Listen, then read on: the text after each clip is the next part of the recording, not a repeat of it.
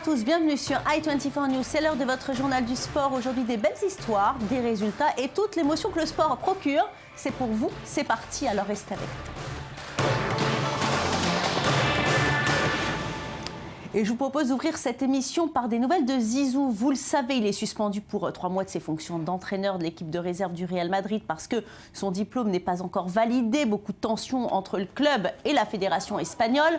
En France, le milieu du foot fait bloc derrière l'ancienne idole des Bleus. Noël Le Graët, le président de la fédération, n'a pas hésité à monter au créneau. Il estime que les règlements de l'UEFA permettent à un entraîneur en formation en cours d'exercer son métier. La fédération française critique donc ouvertement la décision de la fédération espagnole. Le Real Madrid, de son côté, est prêt à épuiser toutes les voies juridiques contre cette sanction. Le président de la Fédération française de football, dans un long communiqué, estime qu'il est dommageable pour le football européen qu'un joueur aussi emblématique que Zinedine Zidane, qui a décidé de suivre une formation à la française d'entraîneur, reconnu dans le monde entier, ne puisse pas exercer son métier comme le permet l'UEFA. D'autant que ce n'est pas la première fois que ce cas de figure arrive. Regardez l'infographie de Raphaël Cohen à l'écran. Même Didier Deschamps et José Anigo ont entraîné sans le diplôme en poche. Ils n'ont jamais été sanctionnés et cela ne les a pas empêchés d'accomplir des prouesses. Deschamps a remporté la Coupe de la Ligue en 2003 et a même atteint la finale de la Ligue des Champions en 2004, quelques mois avant d'être diplômé. Enfin, le cas d'Hervé Renard frappe. Il a remporté la CAN en 2012 avec la Zambie, sans diplôme d'entraîneur et avec une équipe qui était largement pas favorite pour la compétition. En football, toujours, on joue aux 4 coins de l'Europe et notamment en France avec les 16e de finale de la Coupe de la Ligue. Regardez les résultats. Lorient élimine Évian-Thonon, 2-1. Arles, Avignon crée la surprise et s'impose sur Reims, 3-2 dans les prolongations. Ajaccio repart de Montpellier avec une victoire, 1-0. Les Corses sont en réussite puisque Bastia élimine Auxerre, 3-1. Détail repart de Lens avec une belle victoire, 2-0. Nantes n'a pas fait de détail face à Laval, 4-0. Beaucoup de buts entre Caen et Clermont, 4-3. Enfin, Bordeaux repart vainqueur de Toulouse, 3-1. Notez que Marseille joue à Rennes ce soir et que Nice reçoit Metz. Et on part en Angleterre pour la League Cup. Les grands n'ont pas fait défaut. Chelsea a dû batailler pour battre Crewsbury. À noter une nouvelle réalisation de Didier Drogba. Liverpool élimine Swansea avec cette fois un but de Mario Balotelli. Ce soir, Manchester City accueille Newcastle. Southampton se déplace sur la pelouse de Stoke. Et enfin, Tottenham reçoit Brighton. Et justement, avant sa rencontre face à Newcastle, Manuel Pellegrini s'est exprimé à la presse. Il explique que son statut de favori l'oblige à être toujours très prudent et très méfiant. Écoutez-le. J'attends toujours de mes adversaires, pas seulement de Newcastle, qui me mènent la vie dure, et cela indépendamment de leurs résultats en ce moment. Nous devons avoir cela en tête et être prêts mentalement avant chaque rencontre. Et en Allemagne, le Borussia Dortmund est devenu une équipe de coupe. À la peine en championnat, les jaunes et noirs repartent de la Ligue des Champions et maintenant en Coupe d'Allemagne. Ils n'ont fait qu'une bouchée de pain de Sampaoli, 3-0. Et le premier but, il est somptueux, il est marqué par l'Italien Immobile. Toujours en première mi-temps, les hommes de Jürgen Klopp partent en contre. Marco Reus est servi à l'entrée de la surface. Il ajuste tranquillement le gardien adverse d'un plat du pied dans le petit filet. En toute fin de rencontre, Dortmund va enfoncer le clou sous la pression. Le gardien dégage dans les pieds de Kagawa. Le japonais ne se fait pas prier et marque pour une victoire 3-0. Et puis, toujours en Allemagne pour le deuxième tour de la Coupe d'Allemagne, Hambourg va avoir fort à faire face au Bayern de Munich alors que Francfort reçoit Mönchengladbach. La liste des 23 nominés pour le Ballon d'Or a été dévoilée hier. Parmi eux, 2 Français, Paul Pogba et Karim Benzema. Mais pour l'entraîneur du Real Madrid, Carlo Ancelotti, le favori ne fait aucun doute. Il s'agit du Portugais Cristiano Ronaldo. Il n'y a pas grand-chose à redire. L'année dernière, il y avait d'autres joueurs comme Franck Ribéry ou Lionel Messi qui le méritaient. Mais cette année, Cristiano a fait une super année en marquant de très nombreux buts et en gagnant des trophées très importants. Il n'y a aucun doute qu'il va gagner le Ballon d'Or.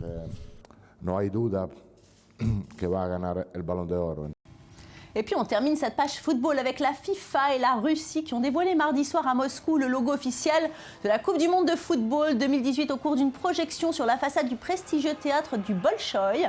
À la surprise générale, le logo était présenté par les cosmonautes russes au cours d'une séance de visioconférence avec la Station spatiale internationale. La Russie, pays hôte dans la compétition, compte sur le soutien inconditionnel de la FIFA avec un fond de menace de boycott de la compétition en raison du conflit en Ukraine. La Russie est accusée par les Occidentaux de soutenir les combattants séparatistes et d'avoir envoyé des troupes, ce que Moscou dément catégoriquement. Un boycott européen de la Coupe du Monde et d'autres événements sportifs prévus en Russie a même été évoqué début septembre dans un document de travail de l'Union européenne. De son côté, Sepp Blatter fait l'autruche et nous vend déjà une grande fête du football. Écoutez-le.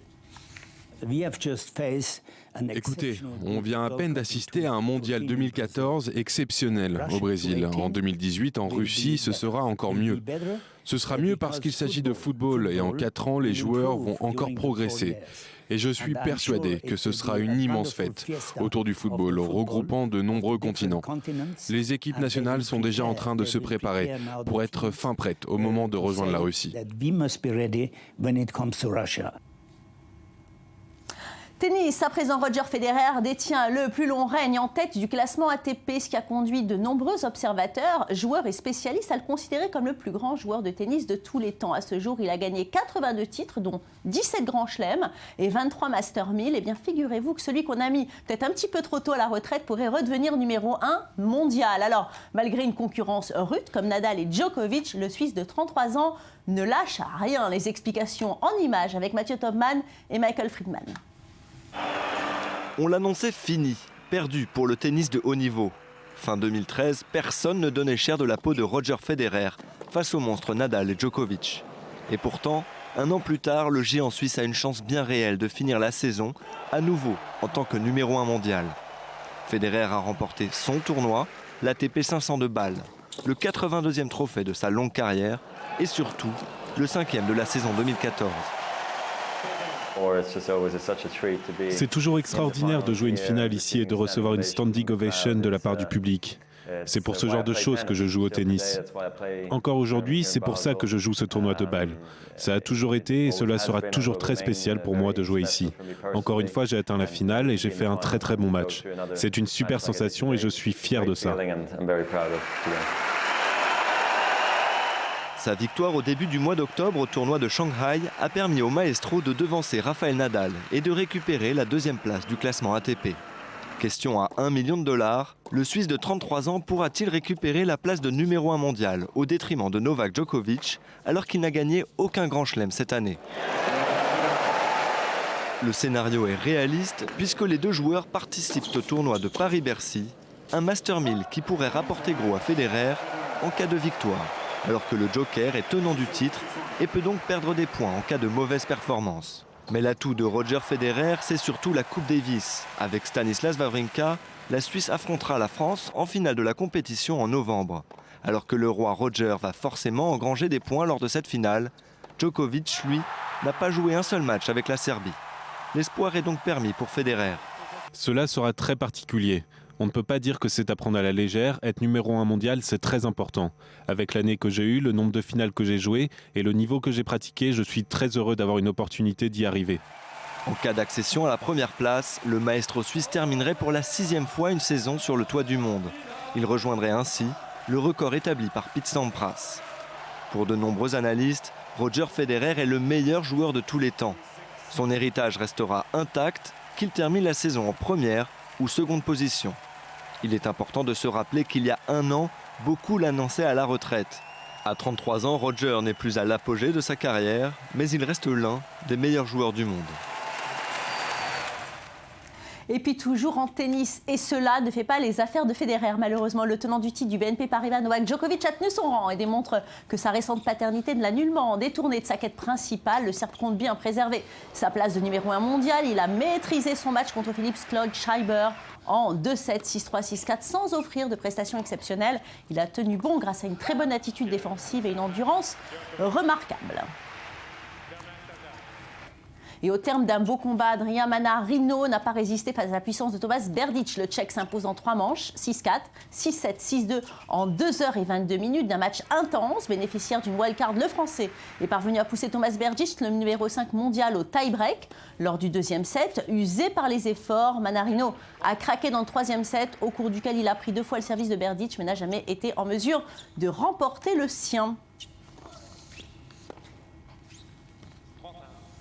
Et puis à noter également que Stanislas Wawrinka et Milos Raonic ont gagné cet après-midi, accèdent donc au 8e de finale. Tel Aviv s'impose comme l'une des villes les plus dynamiques sur la scène internationale, une ville de culture, une ville de loisirs, mais aussi une ville de sport. Depuis 6 ans, la mairie organise une énorme course nocturne, l'occasion de créer des liens entre les habitants de 7 à 77 ans et de terminer ce grand effort par une gigantesque fête au parc Ayarkon pour joindre l'utile à l'agréable. Lise Barenbaum s'est rendue sur place, regardez. Ce soir, c'est la Night Run de Tel Aviv. Des milliers de fans de course à pied se sont réunis pour venir assister et participer à cet événement. Et moi aussi, j'ai décidé de participer. Regardez, j'ai l'accessoire clé pour réussir, des baskets de compétition. Mais j'ai décidé de ne pas partir toute seule. Ce soir, je suis en très bonne compagnie puisque je suis avec l'ambassadeur de France. Bonjour, monsieur l'ambassadeur. Alors, est-ce que vous vous êtes beaucoup préparé pour cet événement ? C'est un événement dans lequel on se prépare surtout dans sa tête parce que c'est un sport individuel, mais là quand je vois ce qui se passe autour de nous, je me dis que c'est un vrai sport collectif. Et donc je suis absolument ravi d'être là ce soir. Patrick Maisonnave, entouré de toute l'équipe de l'ambassade de France, a d'ailleurs terminé le parcours en 51 minutes. Un temps remarquable qui est aussi son record personnel. Tel Aviv accueille sa Night Run pour la 6e année consécutive. Et cette année, 25 000 participants étaient présents. Des dizaines de milliers de spectateurs étaient là pour encourager les coureurs sur les 10 km du parcours. Après quelques étirements de rigueur, les participants effectuent des départs différés sous la musique entêtante d'une boîte de nuit. La Night Run est une course qui est surtout une grande fête soutenue par des professionnels du sport. Je peux vous dire que beaucoup de professionnels viennent ce soir. Je ne suis pas sûr qu'ils courent pour arriver dans les premiers, mais ils vont participer comme moi.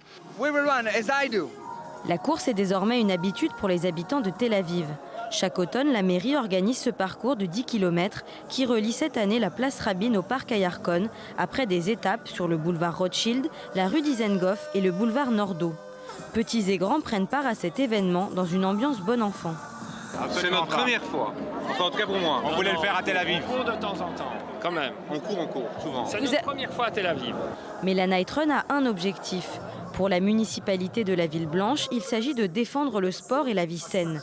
Un objectif que le maire de la ville, Ron Hulday, prend très au sérieux, puisqu'il a même convié le chef d'état-major Benny Gantz à se joindre à l'opération. La plupart des coureurs présents sont néanmoins des amateurs qui ont découvert la course à pied et qui en ont fait un véritable mode de vie. Pour Tali Ziri, courir, c'est une façon de se dépasser et de prendre conscience de forces qu'elle ignorait. J'ai 50 ans et j'ai jamais couru dans ma vie. Et je trouvais que ça m'apporte énormément de bonheur et de joie parce qu'il n'y a pas mieux de découvrir qu'on peut faire quelque chose qu'on n'a jamais fait, on n'a jamais osé. Et ça me donne une pêche.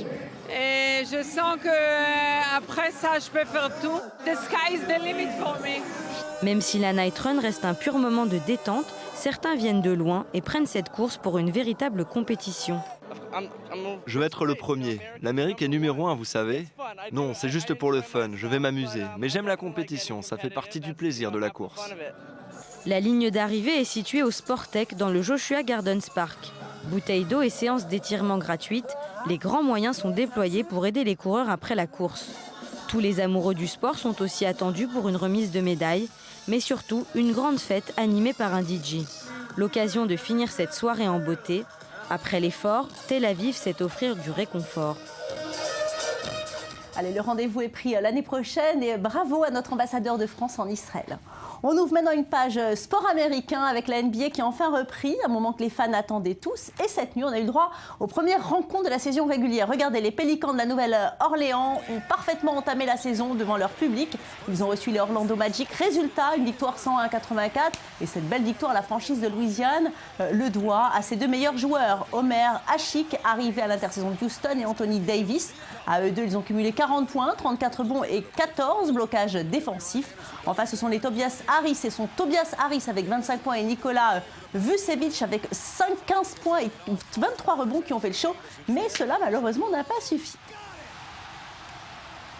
Et à noter que les champions en titre, les San Antonio Spurs, ont débuté la saison par une victoire, petite, mais une victoire quand même, 101-100 contre les Mavericks de Dallas, avec un panier à 3 points de Tony Parker sur le buzzer. Enfin, la saison va être longue pour les Lakers, qui commencent par une défaite à Los Angeles contre les Houston Rockets, 90-108. Direction Kansas City maintenant pour parler à baseball. Acculés au pied du mur, les Royals de Kansas City ont refusé de baisser les bras en signant une convaincante victoire de 10-0 contre les Giants de San Francisco pour le 6e match. Le duel ultime aura lieu une fois de plus au Kauffman Stadium. Les Giants tenteront alors de mettre la main sur le 3e titre en 5 ans après le triomphe en 2010 et 2012. Quant aux Royals, ils sont à la recherche d'une première conquête depuis 1985. Et bien voilà, c'est fini pour aujourd'hui. Merci à vous tous de votre fidélité à nos programmes. On se retrouve évidemment demain pour encore plus de sport, si vous le voulez bien, évidemment. En attendant, restez avec nous car l'info, c'est maintenant et c'est sur i24 News. À demain.